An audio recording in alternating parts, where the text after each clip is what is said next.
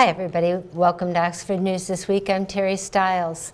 We are highlighting those lost and people trying to help out.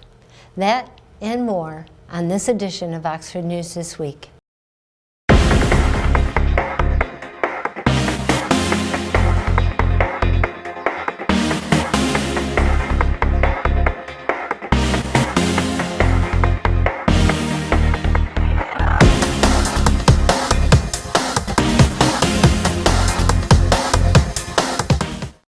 While many area churches and nearby communities held vigils of their own, the Oxford Downtown Development Authority and Oxford Bank quickly organized a candlelight vigil for the entire community to mourn the loss of the tragedy at Oxford High School by closing downtown M24 and Burdick Streets Friday night.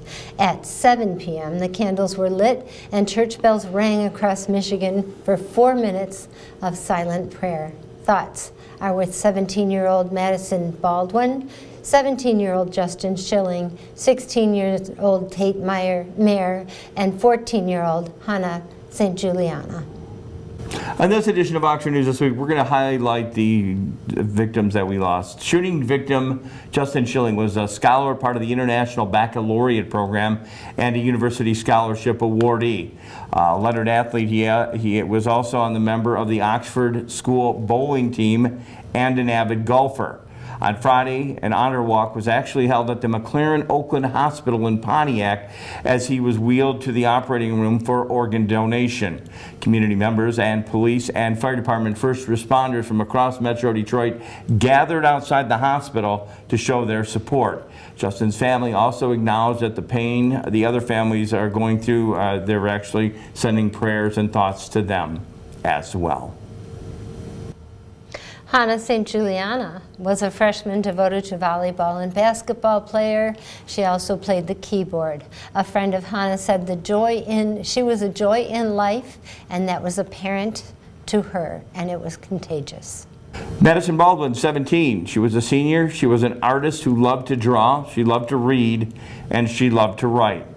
In lieu of flowers, the family is actually requesting that any donations be made on her behalf to the Autism Speaks through autismspeaks.org. Once again, you can make a donation through there in her name, and that's how the family feels that you could honor her. And again, Tate Mayer, 16, was a junior, known to many as number 42 on the Oxford High School varsity football team. Tate was an honor student and an overall joy of presence. An obituary by funeral director Lynch and Sons detailed Tate's affinity for the holidays, cherishing time spent with his mother, decorating the home and tree, making Christmas cookies, and shopping with his brothers for their parents' presence. The University of Michigan football team wore patches with 42 and 4 hearts in their Big Ten championship win over Iowa on December 4th. The final score, that was over Ohio, the final score was 42-3. A Change.org petition to rename Wildcat Stadium to Tate Mayer Stadium received nearly 250,000 signatures by Sunday, December 5th. Jim? As with everything in Oxford, Oxford came together. Oxford has seen lots of goodwill pouring out of the people and businesses in the aftermath of the November 30th shootings at Oxford High School.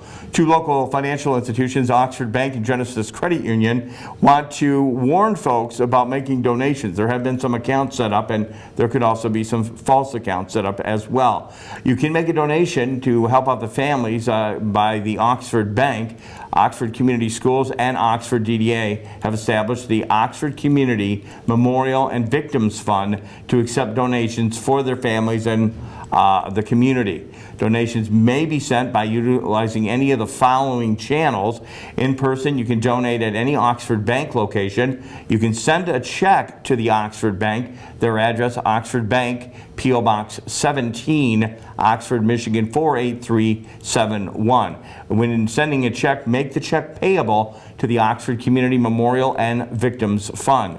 You can also go online if you'd like to help out, oxfordbank.com/donation. donations. Again, we appreciate that from the Oxford Bank. Now, Genesis Credit Union, the account is called Oxford Strong, and donations can be made by using that at any local branch. People can stop by a local branch to donate to the Oxford Strong account. I even saw one in Royal Oak as I was driving through Royal Oak. We have set up checks that can be made payable to the Genesis Credit Union, and you must, Oxford Strong. Existing members can also transfer via online banking if they wish. Again, that would be Oxford Strong at Genesis SCU, I would imagine .com. Also social pages for any questions they have available for you. Once again, two banks stepping up to help out the family that needs the extra help with this tragedy. Terry? So mark this day on your calendar. The Doomsday Shelter Comedy for Mental Health is producing a live comedy benefit telethon-style show for the victims of the Oxford High School shooting, which will feature some of the best comedic talent in Metro Detroit. The show is Wednesday, December 29th from 5 to 10 p.m. at Gravcap Brewing Company. At 14 North Washington Street. Admission is free, but donations are accepted. Jim? Tuesday evening, the night of the actual tragedy, officials and news crews crowded into the parking lot of Legacy 925, the complex, to find out exactly what had happened only a block or so up the road. Thursday, December 2nd, the entertainment hub had become a center for healing. Already home to a plethora of recreation and dining options, businesses within the 200,000 square foot facility adjusted hours and cleared space to give Oxford families a place to distance themselves from the week's tragedy. For those that need something more therapeutic, therapy dogs were actually brought in throughout the day, while trauma response teams were on hand. Soothe Your Soul and Giving Tree Collective provided therapists to speak with the rooms to relax. ViewSpire helps families make calming Galaxy bottles, both as a fun craft and also to make and a tool to help practice deep breathing and stress tolerance skills, again, during the actual event. Terry? Oakwood Church also provided spiritual counseling, and an on-site event center was opened as a general gathering space. Chick-fil-A, Sick Pizza, 313 Pizza, and Little Caesars and Wood Chips Express, Domino's Pizza, Italia Gardens, Panera Bread, Anita's Kitchen, and many more restaurants donated food to be served in the center since Wednesday. The giving has been done without any hesitation to the Legacy Center. Jim? Big trucks, big equipment, and big hearts gathered at the Seymour Lake Park this past weekend as a fundraiser to support the Oxford Community Memorial and Victims Fund called Contractors Coming Together. Organizers Adam Fedor, Andy O'Brien orchestrated a lining of both sides of the park and the main area with an assortment of heavy equipment and trucks. Again, we want to thank them for their part in doing that. Terry? Congratulations to 17-year resident Catherine Colvin, I'm hoping I'm saying that, who this week was appointed to the Oxford Township Board. After interviewing 8 candidates, vote of 6-0 for Colvin to fill the seat, left vacant by former trustee and Township Supervisor Bill Dunn. Colvin's resume cites experience working for Autoliv, Next Year Automotive, Volkswagen Group of America, and Lear Corporation. Colvin will serve as trustee until November 2022, which is a midterm election. The remainder of Dunn's unexpired trustee term then will run through to November of 2024. Congratulations, Catherine. And that's it for Jim and I and the news, but don't go away because Dave Kenny will be back with Science in the News and Auto Talk.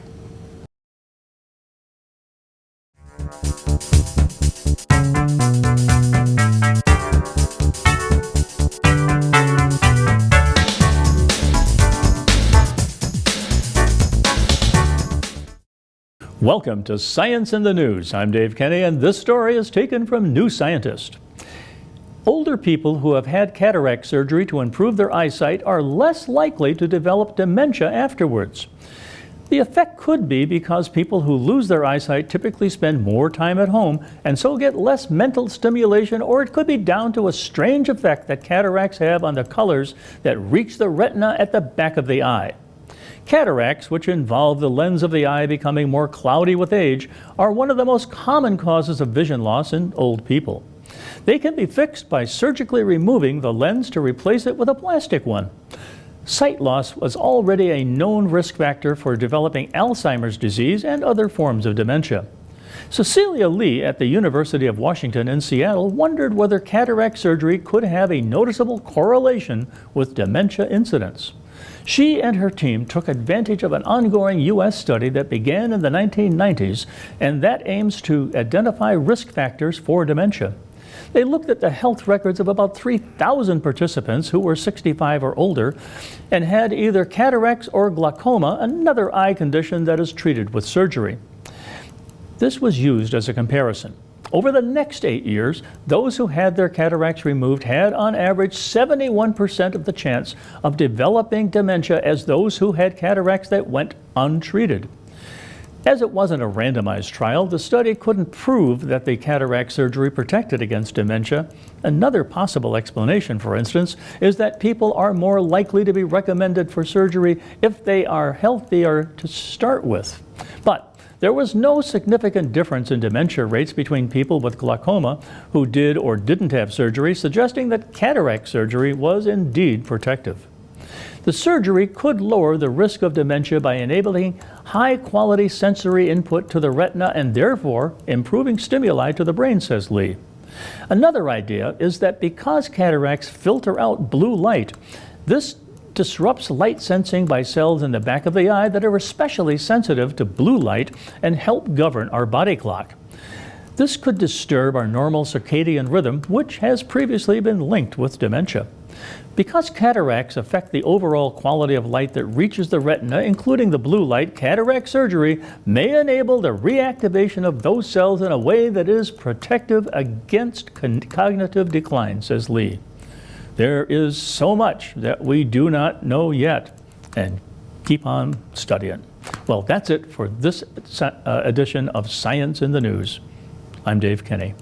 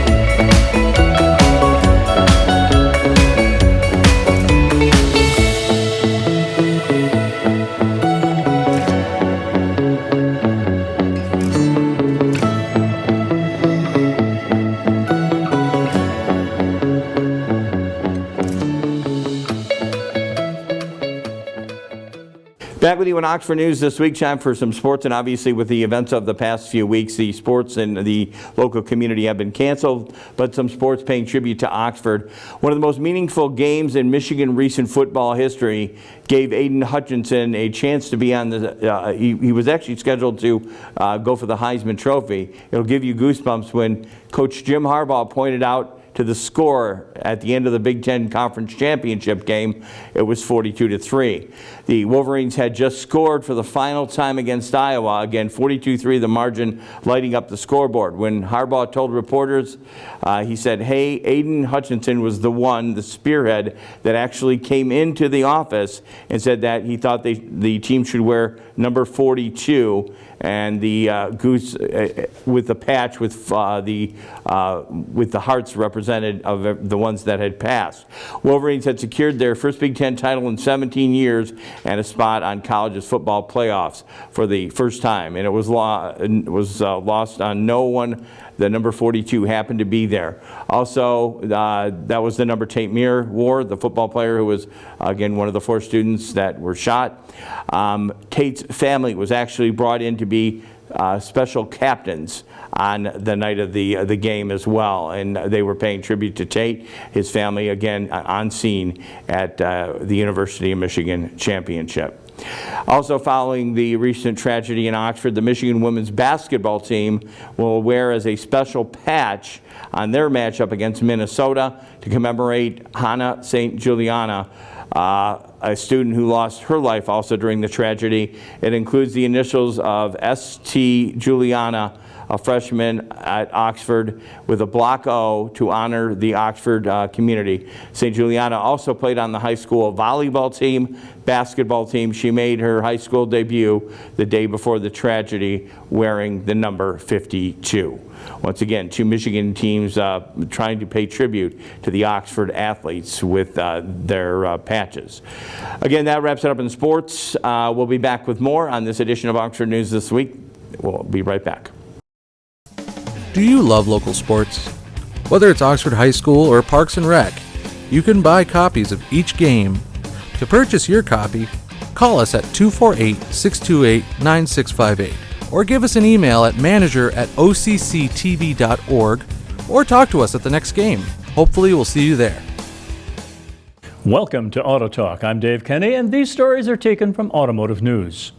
In our first story, Ford Motor Company is again delaying its return to office plans amid the rise of the Omicron variant of COVID-19.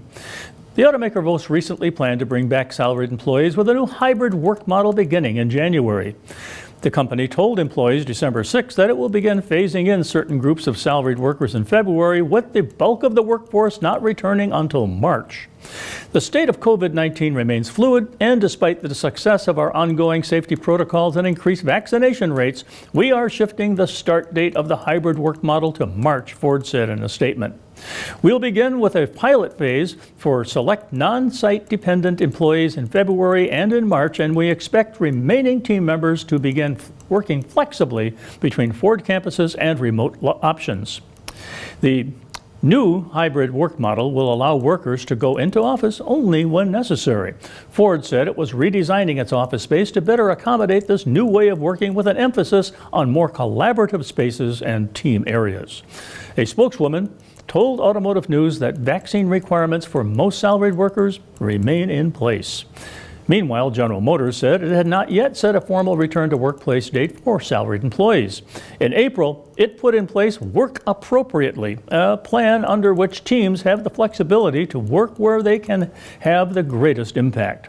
GM said, in light of the Omicron variant, we are monitoring the situation closely and continue to engage with multiple internal and external stakeholders.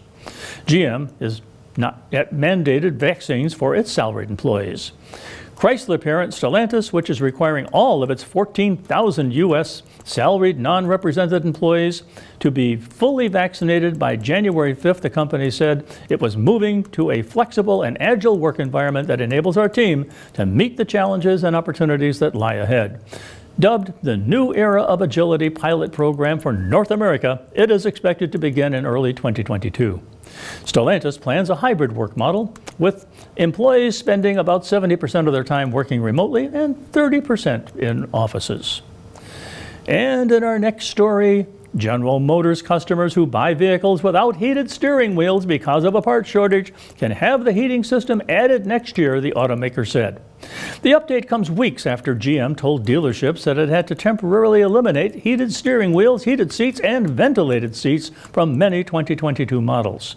The retrofit process will begin when parts become available, likely in the third quarter, at no additional cost to the customer, GM said in a statement. Affected customers will receive a $25 credit per vehicle, and GM had planned to discount vehicles by $150 if heated steering wheels could not be retrofitted.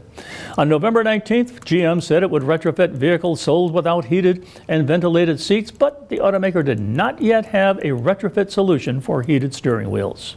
GM is also offering a year of complimentary usage of its remote access plan to customers who will have their vehicles retrofitted with heated steering wheels, heated seats, or ventilated seats. The plan includes remote key fob, vehicle locate, on-demand diagnostics, and voice service features for equipped vehicles. Customers can sign up for the plan immediately, GM said. Well, that's it for this edition of Auto Talk. I'm Dave Kenny, and we'll be right back.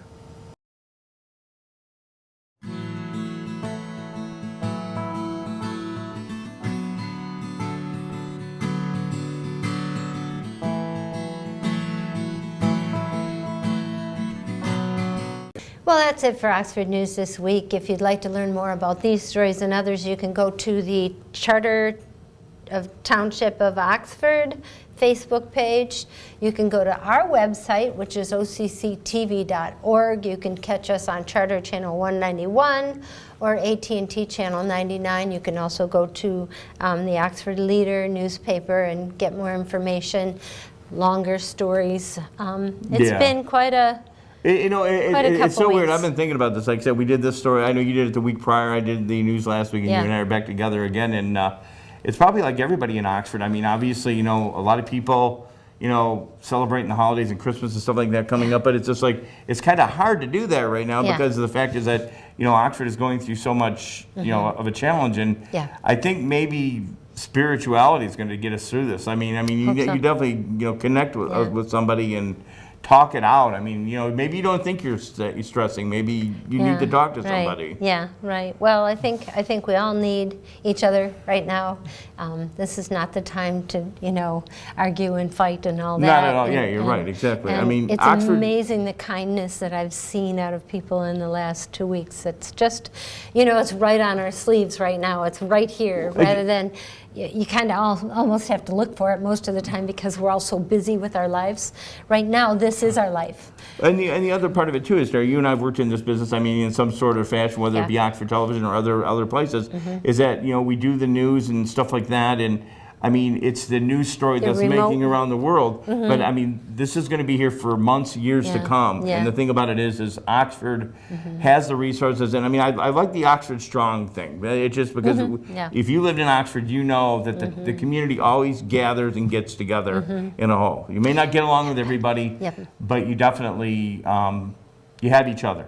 And you know who else has proven that is Lake Orion.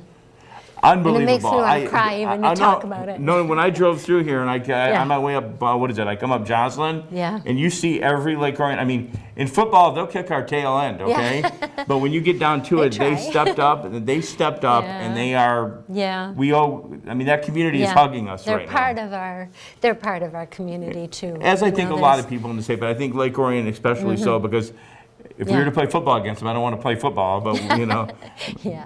And But they've been again, like everything, very good. like U of M, what they did, and all that, and I mean, Yeah. unbelievable Yeah, stuff. yeah, it's really nice to see how the support that we've gotten from. You just never expect anything, us needing this kind of support, but from Ann Arbor to there's a school up in Ishpeming that's Right. painted their rock, Oxford Strong. So, thank you to everyone who supported us and. Prayers with you guys, and prayers. If you need to talk to somebody, reach out, Yeah. and don't let it bother you. Once again, on behalf of Oxford News this week, Terry Stiles, myself, Dan's Weiss in the back. Again, we'll be here next week. Hopefully, you can join us as well. Godspeed. Have a good night or have a good week, everyone. Bye now. Bye bye.